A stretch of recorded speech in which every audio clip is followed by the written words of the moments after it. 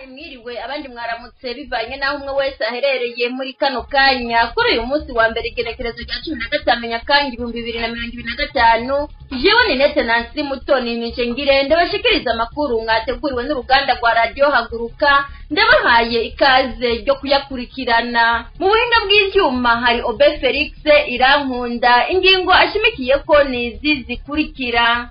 Umushikiranganje wa mbere wa leta y'u Burundi Nestor Ntawuntuye yarayakoze ibidakorwa mu bijanye n'imigenderanire mu gihugu ca Algeria.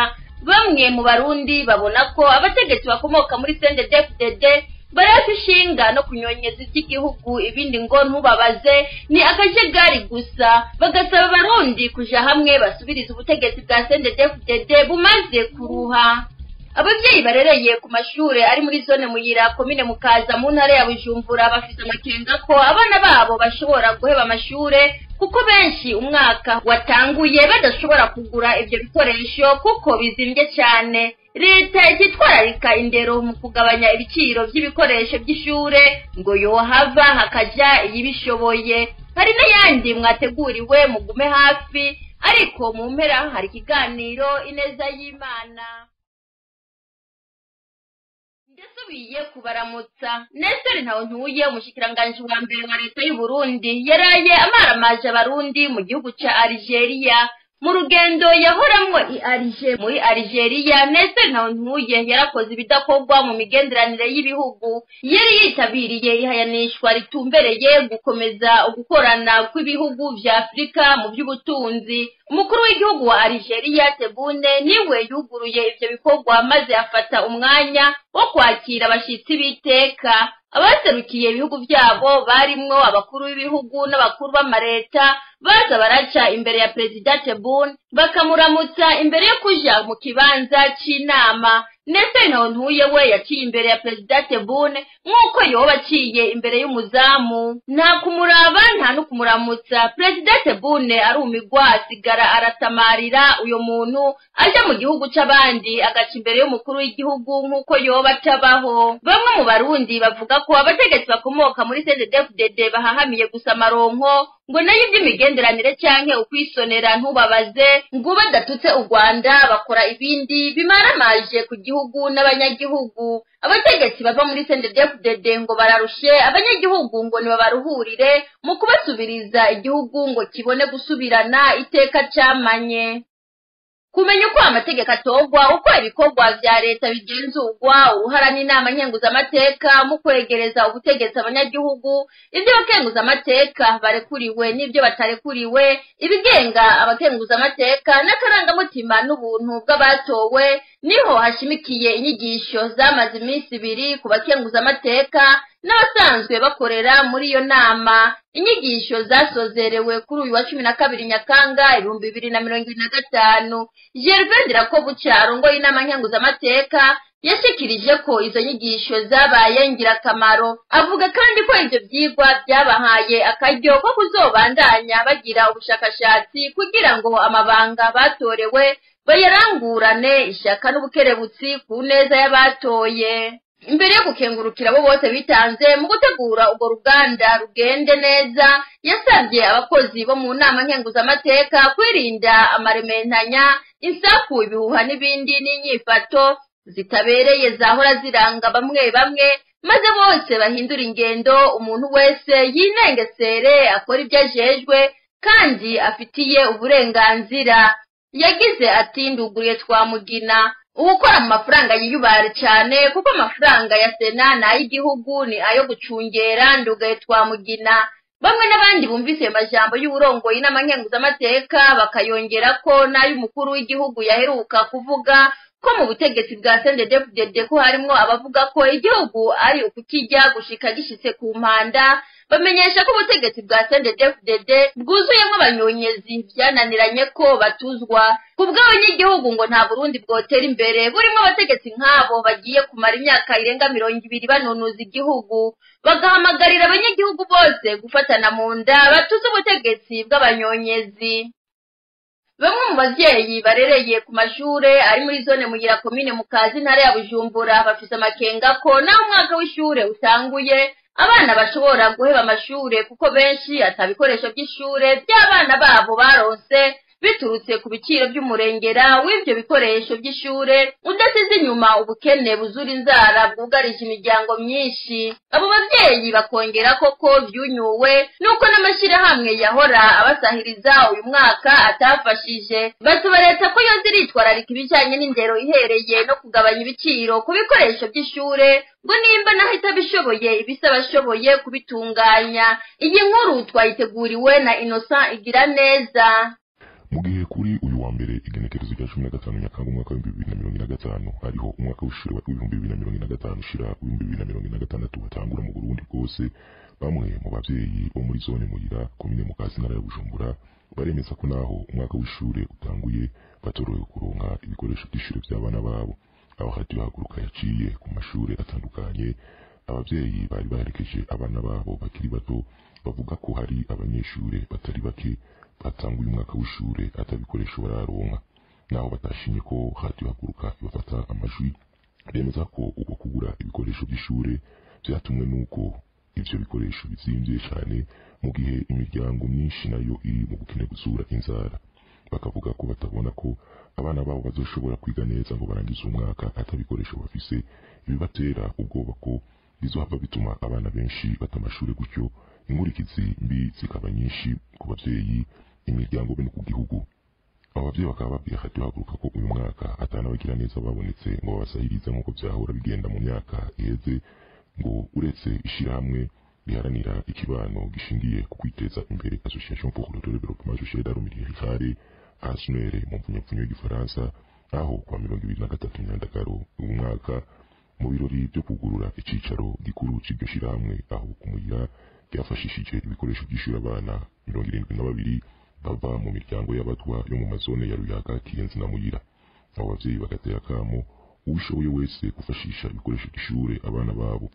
Basaba kandi leta ko yoja iritwararika indero y'ugwaruka ihereye mu kugabanya ibiciro by'ibikoresho by'ishure kugira ngo abavyeyi boroherwe, atari uko ivuge ko yananiwe ibise abashoboye kubikora batwara igihugu. Mwomenya ko aho batandariza amakaye, ikaye imwe y'impapuro 100 ikugwa hagati y'2,800 n'3,000 bivanye n'ubwoko bw'ikaye, y'impapuro 60 nayo ikagugwa hagati y'1,800 n'2,500 nayo nyene bivanye n'ubwoko bwayo. Mu gihe imyambaro y'ishure gukurikira uniforme kaki zuwo muri gardienne igugwa 200,000 nayo iyo uwo mwaka wa mbere gushika mwaka wa kane ku 2025, mu gihe umwaka wa gatandatu igugwa 27,000 kuwo kuva mu mwaka w'indwi nawo igugwa 33 kuduga. Innocent Igiraneza urakenuye. Ishyavuriranirwa mu banyagihugu baba mu makartier atandukanye agize igisagara cya Rumonge intara ya Burunga. Ibyo bikaba biva ku icikagurika ry'umuyaga nkuba rimaze iminsi itari mike ryibonekeza, bigatuma ibikorwa byabo bihungabana. Abanyagihugu bavuga ko badatahura ingene abategetsi bakomoka mu mugambwe CNDD-FDD harimo n'umukuru w'igihugu babahamagarira kwiteza imbere, ariko bakabura umuyaga nkuba. Intwaro atacimaze ngo niyo gusezerera. Inkuru twateguriwe na Aline Munezero. Mu makartier atandukanye agize igisagara ca Rumonge muri komine Rumonge intara ya Burunga haheze iminsi itari mike hibonekeza icikagurika ry'umuyaga nkuba. Abahaye amakuru Radio Haguruka ariko batashimye kuvugira kuri mikro zacu bashikiriza ko umuyaga nkuba ushobora gucika mu gitondo ukagaruka mu masaha y'ijoro, bigashira mu kaga ubuzima bw'abari basanzwe batunzwe n'ubuzi busaba ikoreshwa ry'umuyaga nkuba. Muri kino gihe rero ishavu rikaba ari ryose muri abanyagihugu. Aha tukavuga cyane abadandaza b'inyama, amafi, imboga, amata, ibinyobwa n'ibindi. Abo bose bavuga ko bamaze kuhagirira uruhombo rutagira uko rungana. Kubijanye n'ibifungurwa byinshi ngo birabora bakabisesa, ibinyobwa navyo bikabura abaguzi. Kubakunda ibibanje gucishwa mu vyuma byagenewe kubikanyisha frigo mu gifaransa. Abandi bidoga bitewe n'iryo kena ry'umuyaga nkuba utangwa n'ishirahamwe Regidezo n'abakora imyuga itandukanye nko kumwa no gutunganya imishatsi, guteranya ivyuma, gusya ibinyantete, kwandika no gusohora impapuro, gushira umuriro mu matelefone akoreshwa mu kurungika no kubikura amafaranga. Abagize iyo migwi yose batomora ko ubwanwa bwamaze gufuka umunwa kuko batakigira uko babeshaho imiryango yabo canke kuriha amafaranga y'amazu bapanze. Bakavuga ko badatahura icishirahamwe Regidezo rimaze. Ivyo bikabuko kandi mu gihe abarirongoye badasiba kwemanga ko ingorane y'ikena canke icikagurika ry'umuyagankuba igiye gutorerwa umuti burundu mu minsi ya vuba, yamara bigaherera mu majambo gusa. Abo banyagihugu bavuga ko badatahura ingene abategetsi bakomoka mu mugambwe CNDD-FDD harimwo n'umukuru w'igihugu babahamagarira kwiteza imbere ariko bakabura umuyagankuba. Intwaro atacimaze ngo niyo gusezerera. Aline Munezero, ndagushimiye kuri iyo nkuru uhejeje kudushikiriza. Tugaruke ku nkuru y'akagwi karongowe na Pastor Ngendakumana Claver karondera gusambura ishengero rya Pentecote mu Burundi. Tumaze iminsi tubabwira, uyu munsi tubabwira umwungere w'ishengero rya Kayogoro Nizigama Esron ari nawe aha Pastor Ngendakumana amategeko y'ingendo zikorwa kugira ngo bashike kuri uwo mugambi. Esron Nizigama azwi kuva muri kahise ko ari umuntu w'inkozi y'ikibi, akaba umuntu akunda icyubahiro, ntashime kumviriza abandi, eka no kugira ashobore kuba umwungere wa mbere byaciye mu nzira zidasobanutse. Uretse ko bamwe mu bakristo arongoye bamwagiriza kuba yaranyonoye ubutunzi bw'ishengero akabugira ubwiwe, basaba nyabuna leta gusuzuma ubutunzi bwiwe yerekane aho yabukuye ngo kuko budasiguritse. Ibindi Dondo Diemba z'umutima arabitubwira.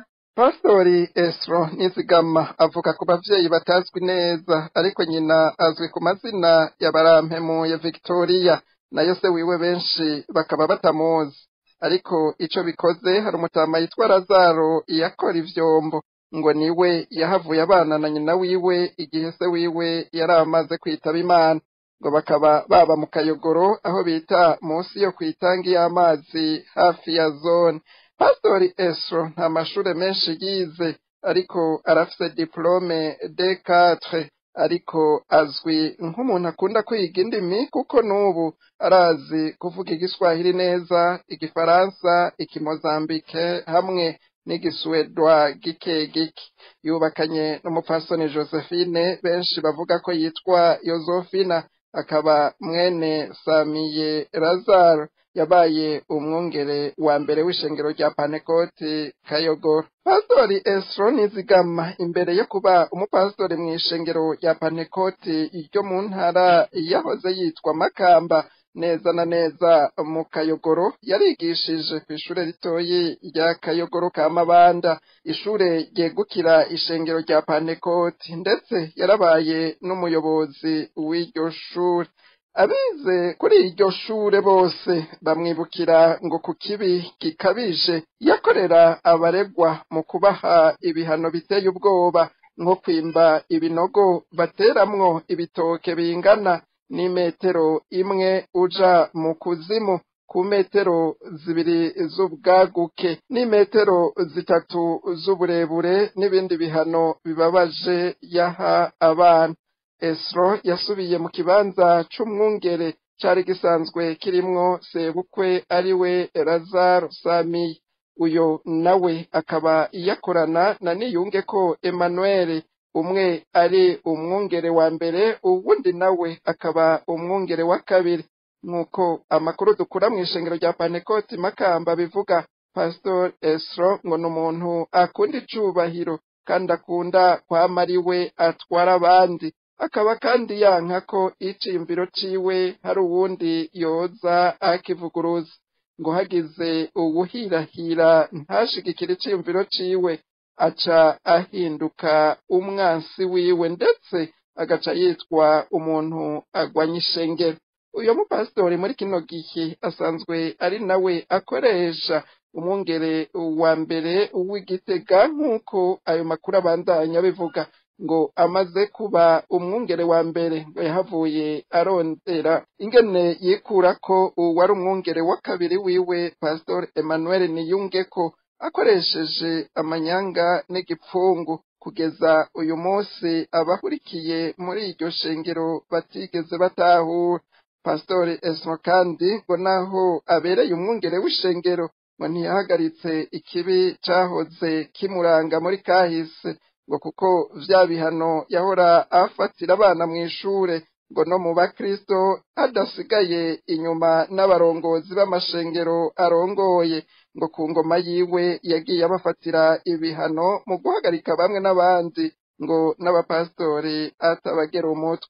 Ikibabaje gusumba ngo nuko abantu bose yahagaritse harimwo n'abapastori bose ngo baca bategekwa kudasubira guhonyoza ikirenge ku rusengero ngo baje gusenga.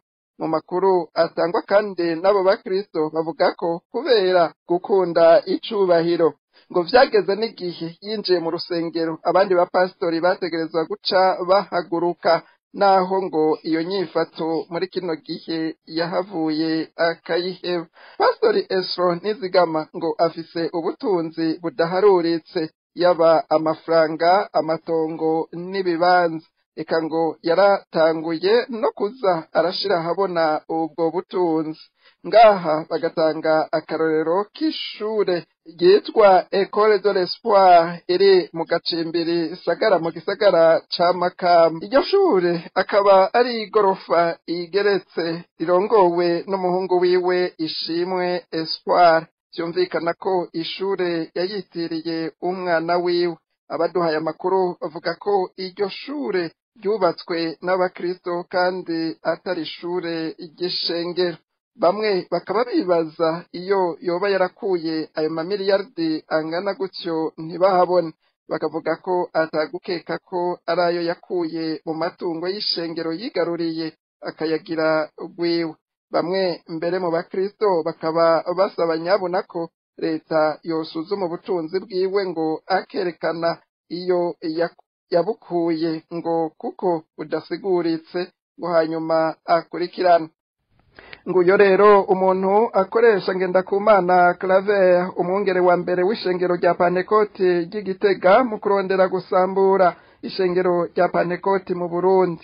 Abatari bake bakibaza ingene Claver yabuze gusenga Imana ikamuhishurira ko ariko arakorokera ahantu hagoye, bakibaza urukundo rwoba rwaratumye abandi bose bamusenyurira ko ayo mahanga yo gusambura ishengero, ngo bamugize umukuru wabo kandi aribo bize, bari bakwiye kwemanga ivyo bariko barakora bikabasiga. Muri kino gihe bakibaza nimba Pastori Claver yoshobora kwibohora iyo migozi ya Pastori Esro Nizigama, agaheza agasaba ikigongwe Imana akongera agaca bugufi, yamara bakabona ko bikimugoye. Mbaye nka wa wundi ngo intabwirwa iyabwiwe nuko amaso atukuye, kandi ngo agasozi k'intabarirwa kahiye abagabo barorera.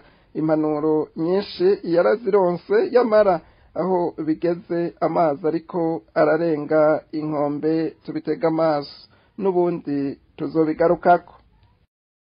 Nawe Dondo Diemba z'umutima ndagukengurukiye. Mu buhinga bw'ivyuma banze batumirira amate, nyuma y'akanya gato duce dutandukira igice gihariwe ikiganiro.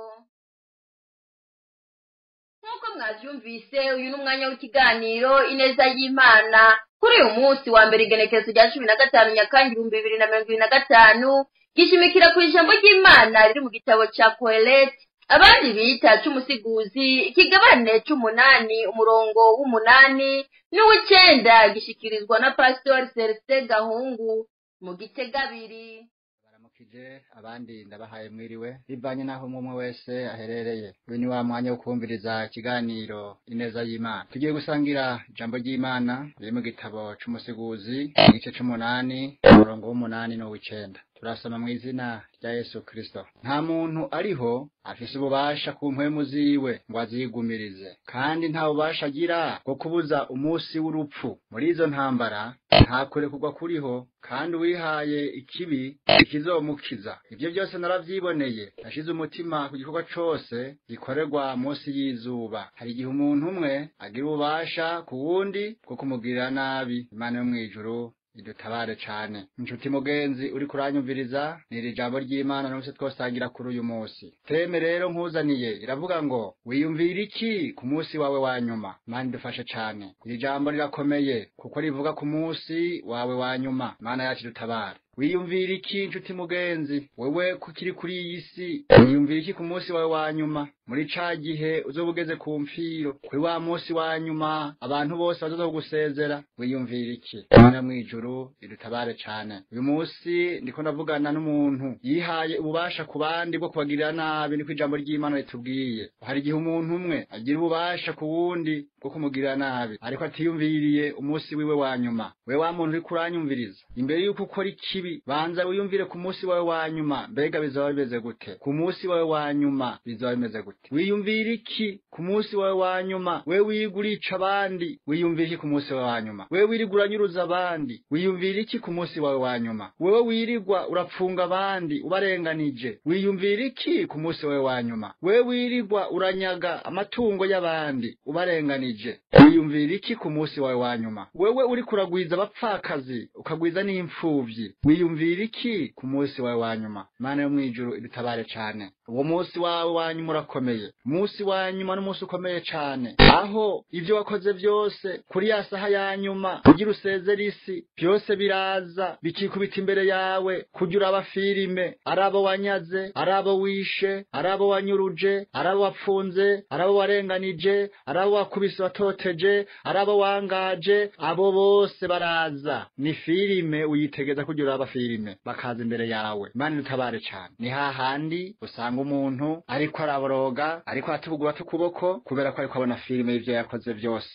Inshuti zawe haco ziri bugufashe abavukanyi batacu bari bugufashe kuko umunsi wa nyuma uba wageze. Erega urupfu rutaraza ntabwo wiyumvira ku munsi wawe wa nyuma ariko nagira nkubwire ngo Yesu ataraza urupfu goza. Mana yo mwijuru dutabare cane. Ijambo ry'Imana ryatubwiye neza ngo nta muntu ari hafise ububasha ku mpwemu ziwe wazigumirize. Uyu munsi mpwemu hema nta mafaranga uzishura ariko hari abandi bahema bishyuye amafaranga menshi cyane. Ariko wewe witegereza umuntu Imana yagiriye neza kiri muzima ukiyumvira kumukuramwo impwemu. Imana yo mwijuru itabara cyane. Wiyumvira iki ku munsi wawe wa nyuma aho uri hose uri kuranyumviriza waba uri hafi waba uri kure. Ni ijambo nkuzaniye rivuga ngo wiyumvira iki wibaza iki ku munsi wawe wa nyuma mbega bizoba bimeze gute. Hari impfu zibiri, hari urupfu rw'abagororotsi hakaba n'urupfu rw'abanyabyaha. Ni hahandi uzobona umugororotsi asinzira kandi agasezera n'abantu anezerewe nk'ugiye muri mariage nk'ugiye ku munsi mukuru umuryango umukikuje agasezera abana agasezera umufasha wiwe cyangwa umugabo wiwe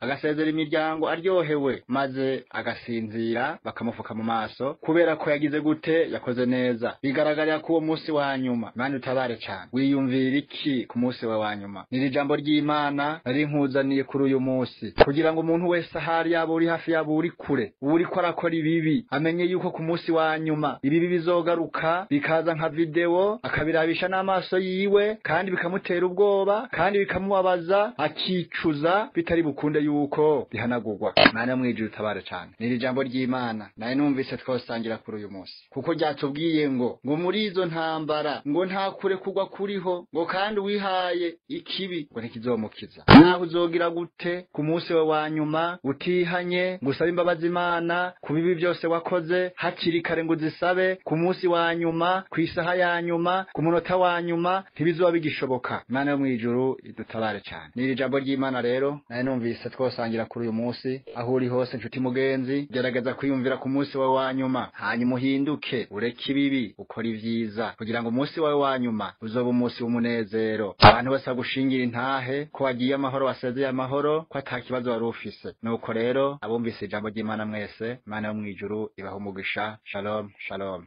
Tugiye gusenga Imana. Mana ugira neza, Mana y'icubahiro. Turagushimiye kuri Imana y'amahoro, turagushimiye kuri Imana y'urukundo. Kugira neza bugaca bukira, kugira neza umunsi ku wundi. Twakubonye mu bihe bikomeye cyane dutabara, twakubonye tugwanirira intambara nyinshi. None rero nyakubahwa urakoze ndagushimiye ubwira ijambo mpaye kugira mushikirize ubwoko bwawe. Nyemerera rero mwami umuntu wese yumvise iri jambo ryo kuyumvira ku munsi we wa nyuma komeze kumugirira neza, komeze kumwibutsa iri jambo nyakubahwa ritubera inkoni yo kwishimikizako, ritubera umutaka wo kwifuka mu mvura uzoba ukoze nyakubahwa. Urakoze ndagushimiye rero. Hindura ibyanse guhinduka mu gihugu cacu mwami, hindura ibyanse guhinduka mu bantu, hindura ibyanse guhinduka, ukura ubugome mu izina rya Yesu Kristo. Uko ubugome buriko buragwira mu gihugu, ubukozi bw'ikibi buriko buragwira mu gihugu, none rero nyakubahwa nyemerera mwami, manura ukuboko kwawe ukugorore, koreka umuntu wese nyakubahwa ari mu bugizi bwa nabi, umuhindure mwami. Hamarira n'agahinda vyabaye vyinshi mu gihugu, imyidogo yabaye myinshi mu gihugu, nyemerera rero nyakubahwa useruke mu gihugu cacu c'u Burundi, utabare mwami, uhindure ivyanse guhinduka, ugorore ibigoramye mu izina rya Yesu Kristo. Uzoba ukoze data, urakoze ndagushimiye kandi turagutegereje, kuko turazi ko ari wewe Mana uri hejuru ya vyose,